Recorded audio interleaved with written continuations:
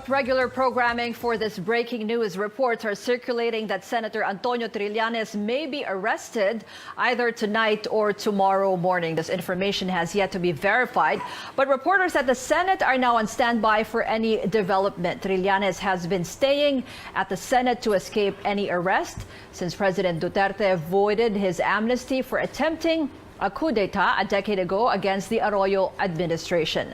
Let's check the situation at the Senate. Our Trisha Terada is there now. Trisha, can you tell us what's happening there right now? Well, Ruth, we're still here outside the offices of the senators here on the 5th floor of the Senate. We're just a few meters away from the office of Senator Antonio Trillianes. And as you can see behind me, there's that area that's cordoned off, and that's where the media people are staying. We are staking out because we have received unverified information that Senator Antonio Trillianes will be arrested anytime tomorrow. It could be in the wee hours or early in the morning, could also be late in the afternoon. And we're still trying to confirm that information, but that's the same message that we received from the camp of Senator Laila de Lima, asking his supporters and also the media to be on standby because of, again, reports that he could be arrested anytime via court-martial. But Senate President Tito Soto is saying that the arresting officers will not be allowed to enter the Senate in case they would insist on an arrest via court-martial. That's the latest information that we have right now. But so far, there are just a few supporters inside the room of Senator Trillianes, and some of his staff already went home, but there are still many who are staying inside his office awaiting for further information about any movement. Ruth? Trisha, have you seen the senator recently? Or, di ba, usually within the day, kanina ilang beses siyang lumabas to give his statements. Sa ngayon, nakita niyo ba siya? Well, Ruth, yung huling beses na nakita namin siya, kanina lang nung lumabas si Vice President Leni Robredo, sinamahan niya ito palabas, maybe to escort her. But after that, we haven't seen him go out of his office. It's just his staff going out earlier, telling us that they need telling the security officers here at the Senate for water, naghingi sila ng water supply because apparently the water supply was cut in the whole Senate. We're still finding out how it actually happened, and they're still waiting for the supply to be reconnected. Ruth? Okay, tanungin ko lang din, may nakikita ka ba dyan? Kasi diba in the past days, meron ding mga sinasabing mga PNP or AFP officials na nandyan na possibly on standby for possible arrest. May nakita ka ba kayo dyan or within the premises of the Senate? Look, kanina, Ruth, mga before 6, merong mga officers na nagpapatrol doon sa Senate premises sa ground floor. Pero sa mga oras na to, wala na yung mga nabanggit na mga police or members ng military. Meron na lang mobile sa baba, pero wala na namataan naman na nagbabantay katulad nung kadami ng tao kanina. Ruth? Okay, babalikan natin si Trisha Terada. She will continue to monitor the situation at the Senate. At this point, we have Attorney Reynaldo Robles on the phone. Attorney Robles is the lawyer of Senator Trillianes. Magandang gabi po, Attorney Robles. Magandang gabi po. Magandang gabi po. Sir, paano ba to? Itong mga kumakalat na balita na posible daw maaresto ngayon si Senator Trillianes? We know that the court who is trying the coup d'etat charges, binigyan pa po kayo ng 5 araw para magkaroon ng hearing. Ano po? Opo, pag gagawin po ng armed forces yan at ng PNP, illegal po yung gagawin nila at alam nila yun. No? Kasi alam naman nila na walang warrant galing sa korte at walang warrant galing sa military tribunal kasi wala pang nako-convene. No? Kung gagawin po nila yan, magiging illegal po ang kanilang gagawin at siguro mananagot sila sa batas, no, pagdating ng araw dyan. Pero Attorney Robles, in the past days, meron din po kasi mga statement. Itong Defense Department, di ba sinasabi po nila na may jurisdiction pa rin daw po kay Trillianes itong Defense Department at magpapatuloy daw yung court-martial proceedings. May mga ganun silang statements eh. Opo, pero yun po kasi wishful thinking on their part, no? Kagaya nga ng sabi nila, wala yung records nung sinasabi nilang court-martial, pero Sinasabi ko sa kanila, ako kasi yung abogado ni Senador Trillianes, nagbuhat noong 2003, wala siyang court-martial case. No? Kasi yung court-martial case, isinampa for mutiny noong 2010. No? In 2007, Senator Trillianes became a senator. No? Nung mag-file siya ng Certificate of Candidacy, ayon po sa election code natin, sa batas natin, automatic na siya na-resign sa anumang posisyon sa gobyerno. Dahil po doon, nagsampa siya ng request sa AFP para officially i-consider na siyang na-resign. Naglapas po ang AFP ng General Order number 515, series of 2000, saying that they are approving the resignation, ipso facto resignation of Senator Trillianes. 2007 pa po yun. So civilian na siya noong 2007, kaya po siya nakapaglingkod sa Senado. So wala ho siyang court-martial case at yun hong naging court-martial case niya ng 2003, conduct unbecoming of an officer. Ang maximum penalty po ron, discharge from the service. Wala na ho siya sa serbisyo. Ibabalik nila si Senator Trillianes sa serbisyo para i-discharge nila. Parang malaking kalokohan naman po yata yon. Yung isa rin kasi nilang sinasabi, attorney, kasi daw ginawa daw niya ito when he was still in active duty, kaya daw magpapatuloy daw yung court-martial proceedings. How do you respond to that? Hindi po totoo yan kasi ang sinasabi nila null and void daw ho yung amnesty. Kaya nila mapababalikin sa serbisyo si Senador Trillianes. 2010 ho yung amnesty. Nawala ho sa serbisyo si Senador Trillianes 2007 pa.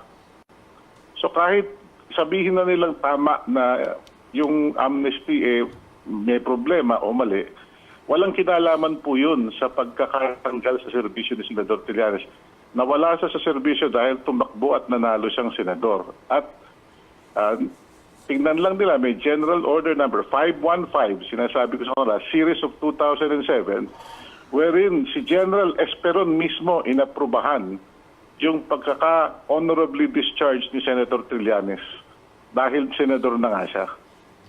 Okay, pero attorney, sa ngayon po na balitaan nyo rin po ito na posible nga daw magkaroon ng pag-aresto. Yun po yung umuugong na balita.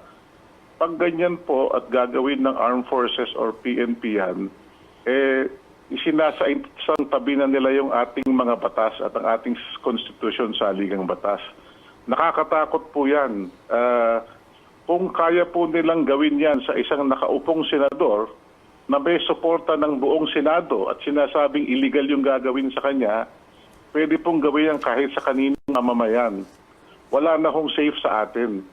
Kaya sana naman, kung nakikinig man yung mga ating kapulisan at mga miyembro ng hukbong sandatahan, mag-isip-isip po kayo kasi illegal po yan.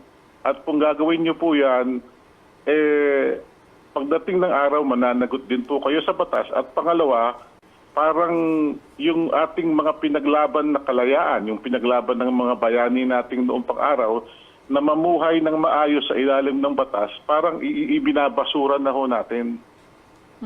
Attorney, when was the last time you talked to Senator Trillianes? Just recently or a few minutes ago? Did you get the chance to talk to him? No, or actually, may orders ba siya sa inyo? I just came from the Senate kaninang 5:30. I'm at my office trying to work, no. Pero nasabihan na ako na meron ng persistent na balita na ganyan. Sana naman ay balita lang yan at sana naman ho yung ating mga miyembro ng hukbong sandata at mga pulis wag sumunod sa illegal na utos na papasok sa isang institution ng government, ang Senado, pepersahin nilang pasukin yon para lang sumunod sa isang illegal na order. Hindi po tama yon. Are you planning to go to the Senate po ba? Depende ho. Pero yun nga, I'm trying to do some work lang and hopefully hindi naman po sana totoo yan, no? Pero yun nga, nananawagan na rin ako sa mga ating kapulisan at sa AFP, wag po tayong sumunod sa maling utos, illegal na order. Any message also to the supporters of Senator Trillanes, because there was a text message from the group and also the supporters of Senator De Lima saying na calling on some of the supporters to come to the Senate now to show support because they are verifying reports of an illegal arrest, a possible illegal arrest. Well, ako ho, umaasa sa professionalism ng mga sundalo at mga pulis natin, no? Yun pong gustong dumalo kay Senator Trillanes at magpahayag ng suporta, you are free to do the same, no? Pero yun nga ho, ipagdasal na rin po lang natin siya na sana naman ay hindi totoo itong balitang ito at yun nga, sana ay sumunod ho sa batas yung administrasyon. Mm-hmm. In the meantime, sir, what can we expect with regards naman to the motion you filed at the Supreme Court earlier today? Ano pong inaasahan natin dyan?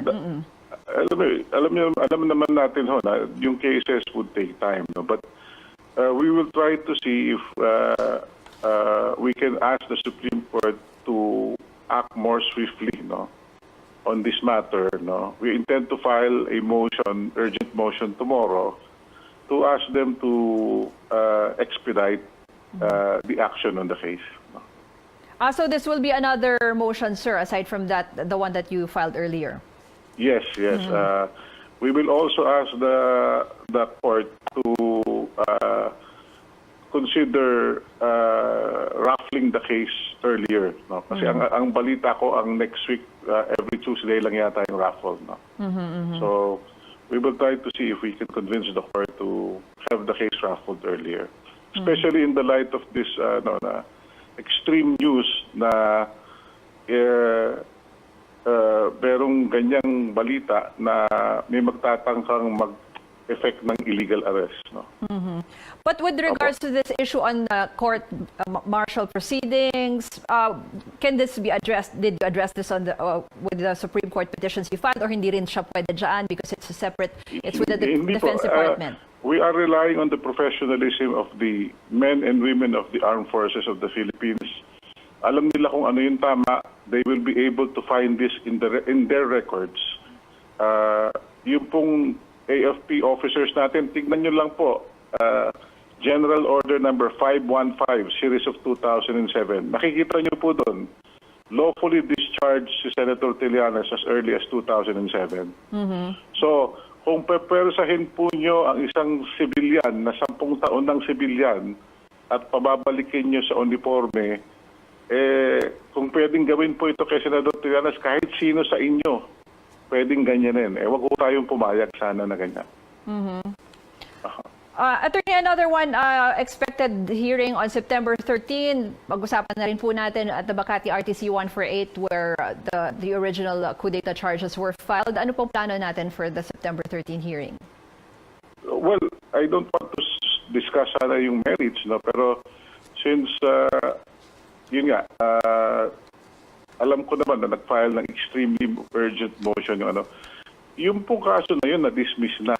I can give you the exact date, no? September 21, 2011, no? I have a copy of the order here. So since na-dismiss na yon, patay na ho yung kasong yun. You cannot attempt to revive it after 7 years, no? Wishful thinking na lang ho ng prosecution na kaya nilang buhayin yung kaso. Considering na nag-grant na yung amnesty, sa batas po natin kasi and sa jurisprudence, sa decision ng Supreme Court, yung amnesty po, yun yung tinatawag nila na nabubura yung lahat ng supposedly krimen, no? It obliterates and exonerates yung person of all charges, no? And it's as if the offense was never committed, no? So, hindi pwedeng buhayin yung kaso na ganyan. At pangalawa, since na Senator Trillanes matagal nang nililitis nung i-dismiss yan, na-arraign na sila, pag na-dismiss yan, hindi mo na rin pwedeng buhayin kasi double jeopardy na yun na pinagbabawal na ng ating saligang batas. Hindi ka pwedeng papanagutin ng 2 beses for the same act, no? Na na-dismiss na yung kaso. Okay, maraming pong salamat kay Attorney Ray Robles. He is the lawyer of Senator Antonio Trillanes. Again, if you just joined us, there are reports circulating that anytime now, Senator Trillanes could be arrested. Our reporter Trisha Tirada is saying, who is in the Senate, is saying that such reports are circulating. And one of the reasons why that is so, because there was apparently a Viber group that was sent to the De Lima Senate Reporters Viber group saying that calling on supporters to be on standby. We may need your presence at the Senate. That's what the message is saying. We're still verifying reports, but supporters on scene assess that Senator Trillanes is highly vulnerable to an illegal arrest tonight until Sunday, when the Senate is not in session and very few people are there. Again, that's a Viber message sent by the group of Senator Laila De Lima to the Senate Reporters Viber group. There are reports circulating that Senator Trillanes could be arrested anytime, but his lawyer says that there is no basis for the government, for police, or the AFP to do that. And Senator Trillanes won't go down without a fight. Amid a possible arrest, Senator Trillanes turns to the Supreme Court to challenge President Duterte's action declaring his amnesty as void.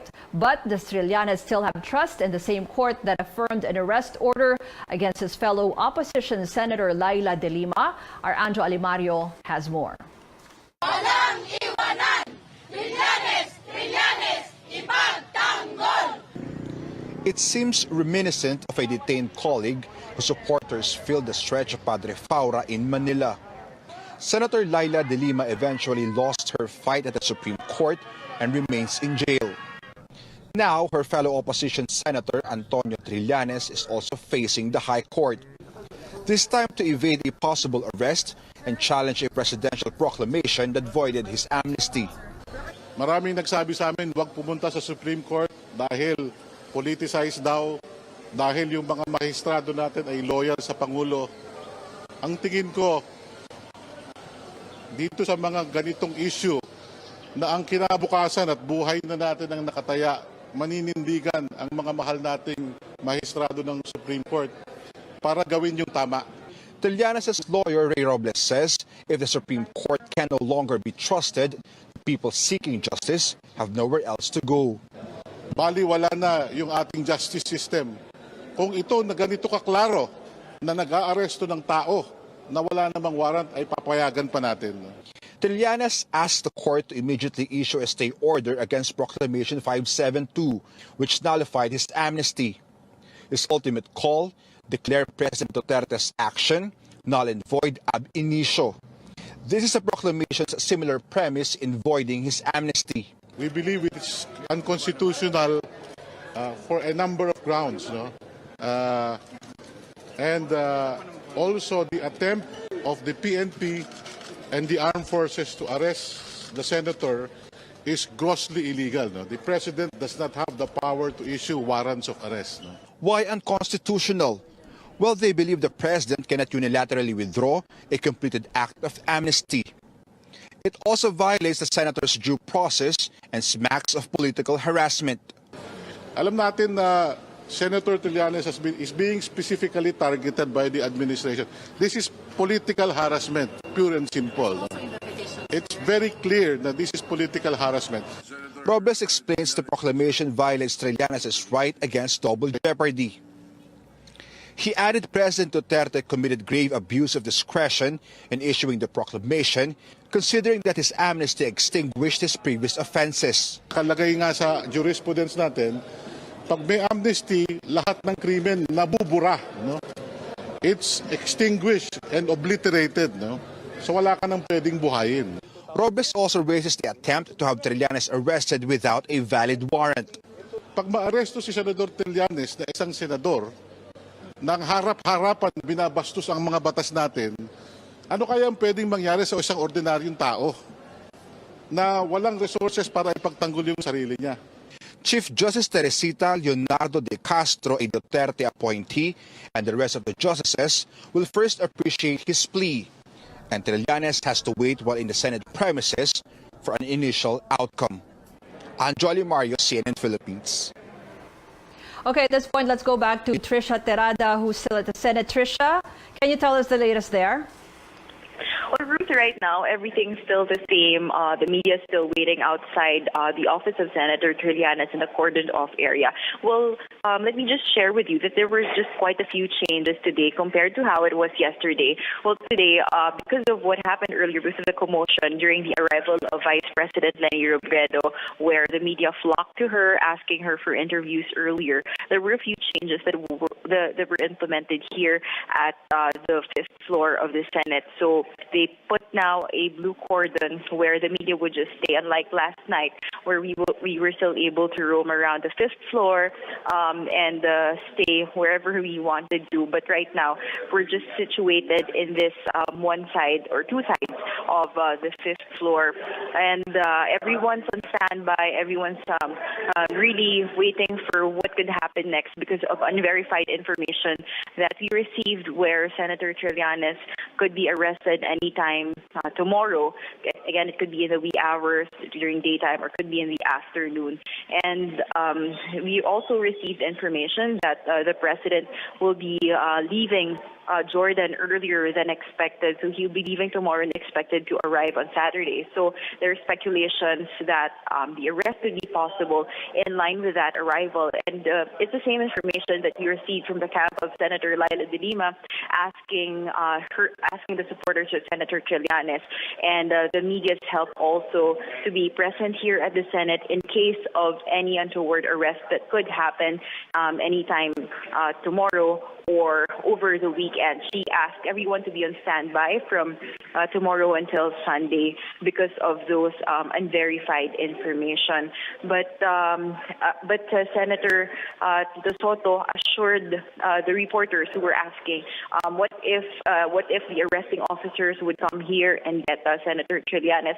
But Soto saying that he would not allow a court-martial arrest in case the authorities would insist on that. Bruce? Okay, Trisha, have you noticed anything unusual naman outside the Senate premises? Because in the past, there were PNP and military officials who were said to have been deployed there for the possible arrest of Senator Trillianes. Well, Ruth, at least for this hour, everything's looking normal. There are no police or military flocking downstairs, but there was an announcement that no visitors or media will be allowed to enter beyond 11 p.m. That's the protocol that was reiterated to us this evening. Ruth? And Trisha, any word on how Senator Trillianes is doing? Have you heard from him?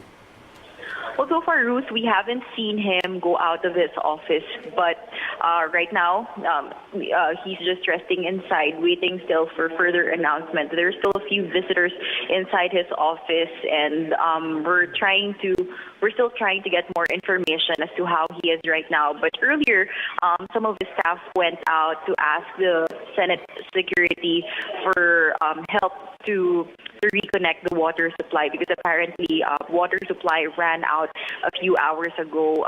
We have yet to verify it has been reconnected, but the Senate staff are already working on it. Ruth? Trisha, can we also go back to the reason that they're saying that of the possible arrest, of possible illegal arrest, that's what the camp of Trillianes is saying. This could be based on the statements of the Defense Department that he is can still be undergoing court-martial proceedings. Mm-hmm.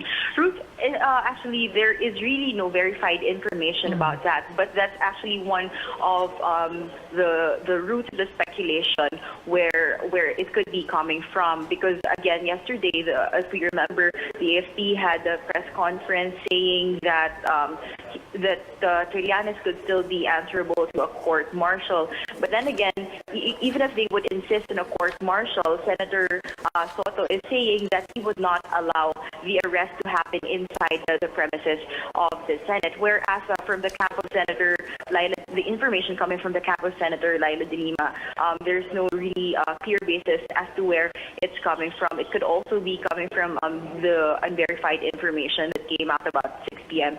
earlier. Ruth?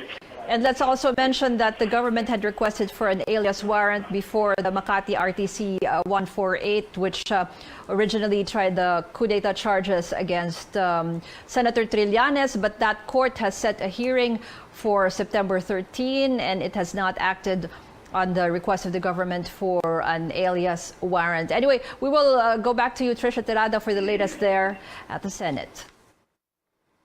CNN Philippines went on the record with key voices in this issue, including Senator Trillanes himself, Chief Presidential Legal Counsel Sal Panelo, and Chris Yambot from the National Union of People's Lawyers.